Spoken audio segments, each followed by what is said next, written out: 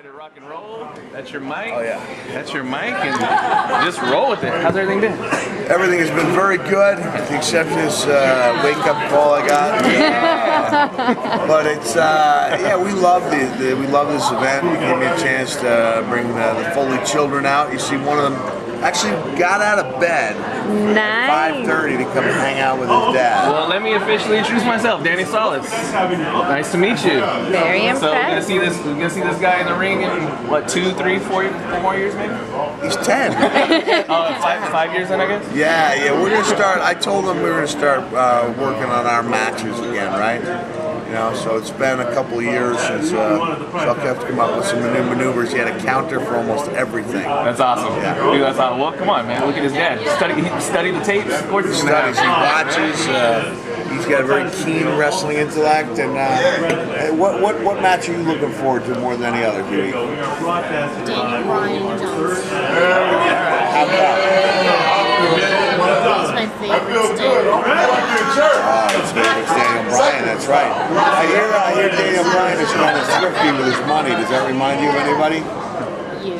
Yeah, that's right, man. Attaboy. That interview seems somewhat rehearsed right now. No, believe me, he hasn't even spoken to the other ones. He just knows, he speaks the truth. Believe me, he speaks way too much truth. Dude, that's awesome. Just like his dad, right? No, I would finesse it a little more. If somebody came out of the ring and had a bad match, I wouldn't just go, wow, that was the worst thing I'd ever seen. And I have a comedy show after SummerSlam, and he's going to come. He hasn't been to one of my shows in 2 years. All right. Thus far, he's never laughed at a single thing he said. And he told me that my segues are weak and that I need to use more wrestling material. So now it's a wrestling story. My segues are boom, they're down. Well, here's a radio trick for segues. Speaking of, right? Speaking of comedy shows. That's a little clumsy. It kind of is. Not bad. It kind of is. Well, let me segue into last year's WrestleMania, because we were actually there at WrestleMania, but more importantly, well, equally as important, we were there at the Hall of Fame ceremony. So I just want to say, and I want to shake your hand again, because it is an honor, because obviously Mick Foley is known as the hardcore legend, but I think now more than anything you're known as a legend. You're an official Hall of Famer, and I just gotta say congratulations, and it's really an honor to be sitting across the table from Mick Foley. And what I have to convince WWE is to make up a faux ring for me. A faux ring? Because I can't wear the real ring because I'll lose it. That's what I do. All right. So I'm actually gonna do a little shadow box or something and put it up there. But I think, out of respect for the ring, they should have a faux ring for me when I'm on television. I'm sure you've met a lot of Hall of Famers. How many Hall of Famers actually still do rock their ring? Most of them. Yeah, most of the guys that I know, they wear the ring. They're very proud of it. I'm kind of a blingless guy, right? No jewelry. Blingless. Yeah. Maybe they could do like a red plaid ring, just like a Mick Foley ring, kind of like they did like the Smoking Skull belt for Stone Cold. They could do a specially designed Hall of Fame ring for Mick Foley. Or maybe I'll have it tattooed on.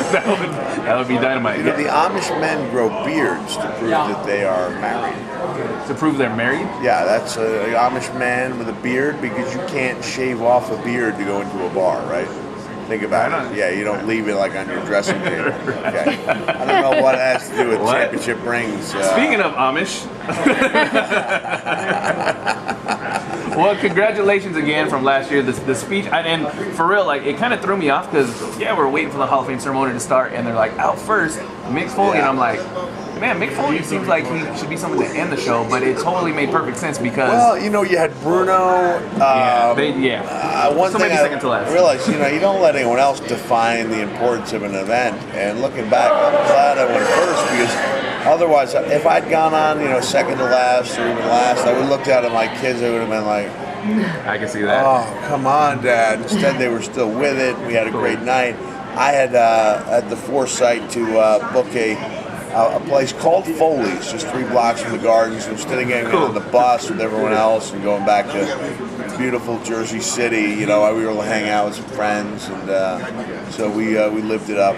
Dude, that's cool. That's a beautiful thing, and at this point in your career, I mean, it's gotta feel so freaking good to be able to bring your family and have them enjoy and experience just a little bit of what you experienced. Right? Yeah. They know what it's like to have Dad order, just go stop by the store for a loaf of bread and bologna and cheese, and say, "Kids, this is what you're eating for the next 4 days." So, right.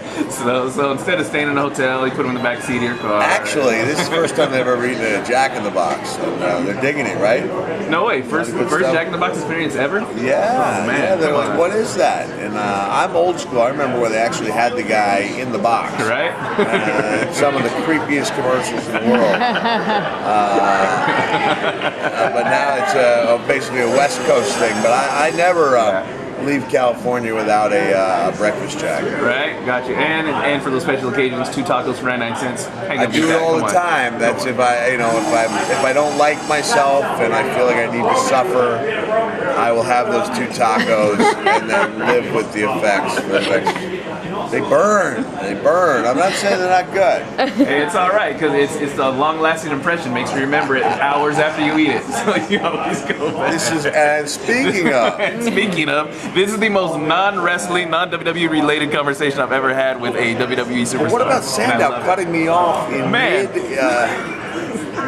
hymn? I thought he was going to go all the way with it. Well, I think maybe "Oh Holy Night" wasn't his Christmas jingle of choice. I think maybe he strikes me as more of a Jingle Bells kind of guy. No, not at all. I thought he might embrace the spiritual, but I specifically did not go with a seasonal frosty type of thing.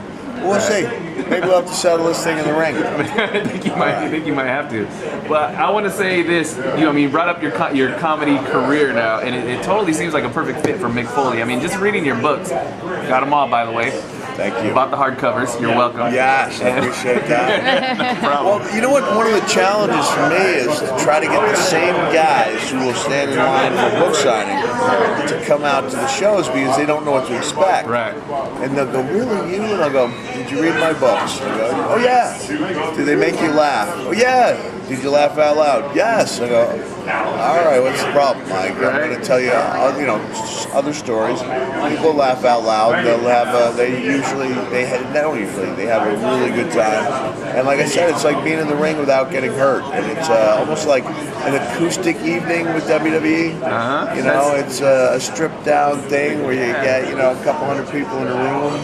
A very close, intimate atmosphere. Because I was just literally this morning before this whole Radio Row thing happened, I was having a conversation about how they did kind of a Q&A session at last year's Royal Rumble, where they had just a couple superstars up on stage, on a couple stools, maybe taking some questions from the crowd, but basically just talking, and that's... People love it. Yeah, people know, okay, Q&A, we know we're going to ask questions, they're going to answer them. Yeah. We do that too during the course of my show, and we'll have a couple special guests Sunday night, which will make it extra special. But it's nice that everyone leaves the show going, "Wow, that was so much better than I thought it would be." But in another year's time, hopefully the expectations will be up there, so that I have to live up to them instead of exceed them. And at this point in your career, you obviously have the luxury of picking and choosing your dates, right? Oh yeah, that's I can do that. So like next time I come to the Fresno area. Awesome. I'm sure that we can, because I'm the general manager of Saturday Morning Slam. If we're in Fresno on a Tuesday, I'll be doing a show. Dynamite. You guys. All right, dynamite. And I will tell you this: if you are ever in or around Fresno, I will be there at your show. You got it, brother. Nice. So let's talk SummerSlam. I know you got limited time. I feel so bad because my son Mickey has that same camera. He loves it, and he left it behind. Make me an offer. This is for years. Make me an offer. That's a nice camera. JVC, HD, come on. It's no better than that. It's no better than that. So let's talk this Sunday SummerSlam real quick. I need some predictions because a man like Mick Foley sitting in front of me right now, your opinion means a lot because you know what these guys could do in the ring. Prediction. Let's do Daniel Bryan, John Cena. Who wins? Daniel Bryan. I'm going with Daniel Bryan too. He's on this title wave promotion. I believe he rides that wave all the way in to championship shore. And I think you might be a little biased because of the beard, but that's just me. Perhaps I will, and the thriftiness. The beard and the thriftiness. His thriftiness. Man, and every time he's on TV, my daughter goes, Dad, he reminds me so much of you. It's a good thing. In the nice ways, too, yeah. He wants to make a little difference in the world. You know, he leaves a very low carbon footprint. That's important. Right? Yeah, so I really respect the guy, yeah. That's awesome. CM Punk, Brock Lesnar, probably going to be one of the more physical matches of the night. Man, yeah. Come on. Because Lesnar's just an animal. And but Punk, man, once he gets in there, no one questions whether or not it's going to be competitive. My biggest question is he going to be, Punk going to be psyched out by this tidal wave of emotion that Daniel Bryan is riding? It's going to be such a tough physical, I mean, really going to be a brutal match. Heck yeah. And as a guy who probably you've been in your fair share of brutal matches. Right, I have, but that doesn't mean I want to see my friends involved in it. You know? It's going to be a tough one. I don't know who to predict. I just want people to survive that one. And I'm going to go out on a limb and say that Sandow chokes under pressure. He chokes on pressure as if it was the waters of the Gulf of Mexico. I believe Sandow is going to fold under the pressure. Yeah, Sandow is deeply enthralled in whatever other radio conversation is. It's my prediction that Sandow will not be able to stand up to the pressure. Yeah, don't worry, you clown him later. You clown him later. But I think that has a chance to be the sleeper match, you know, because it's the biggest match of both guys' careers. Right. You know, and although their route there may have contained some humor, I don't believe it'll be very funny when they tie up in the ring. Well, I love it. Well, that's the great thing about an event like SummerSlam. I mean, WrestleMania, SummerSlam, well, really every pay-per-view now. Everyone puts it all out there. Everything's out on the line. Well, they certainly do. Right? And I think the best part of all, I mean, on a deeper philosophical level, is that WWE picks up my hotel for 4 nights. Good. And really, that's the most important thing in the grand scheme of things. That is the most important thing. Keeping Mick Foley happy. Yeah. Cool. What I do is I do my show, and I pay for the vacation, bring the kids out, pays for the airfare, everything, and it's like they spend 8 days with Dad. Doesn't get any better than that. Right? We might go up to Fresno, wine country, but I still, I'm like a sideways guy. I got to chew gum while I taste the bouquet. Hey, it's all good. Whenever you're around Fresno, you hit me up. We'll give you a little tour around, show you the hot spots. All right, and I'm going to take a tour. I'm going to wear the ski cap and run naked through the streets. See an automobile. Great moments in sideways. Nice. All right, thanks, guys. Thank you, and I just want to say on a personal note, back in '99, it was after, I believe, Fully Loaded, Fresno, California. That was the first time I had a chance to meet you at an autograph signing. Back then, you were the coolest dude. You and Owen Hart signing autographs. Yeah, that's in my book, because we saw the line of 400 people. We thought we could start quickly. And Owen pointed out that they were actually waiting for Stone Cold. And you actually made a comment because I was wearing a Stone Cold shirt. You asked me where my Mankind shirt was, and I was just speechless. I was like, dude, Mankind totally called me out. So once Sorry, I realized, going Sorry, back dude. to that date that's created a psychological scar that hasn't fully healed yet. Once I realized they weren't there to see me, I had like an hour and 45 minutes to kill. And so people who did come up to get my autograph weren't going, best wishes, Mick Foley. They were getting, it matters not how narrow the gate, or how sharp or punished I'm the captain of my fate, the master of my soul.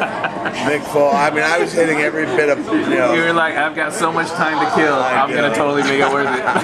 Well, now, like I said, man. I really appreciate the time, and I wish you the best of luck in absolutely everything you do. It is truly an honor to talk to you. Thank you, and now I'm going to be reminded of that painful day for the rest of the. You're lucky there's an FCC, or I'd be calling your name. That's what the delayed You know what name I'd like to call him? Hold on a second. This is what I Mick Foley whispering to his son. Whispering to his son. Figuring out what to You know what do. else I would call him? This is literally the most disrespect I've ever received from a hardcore legend ever in my life. Mick Foley live, it's Q97.1. Thanks a lot.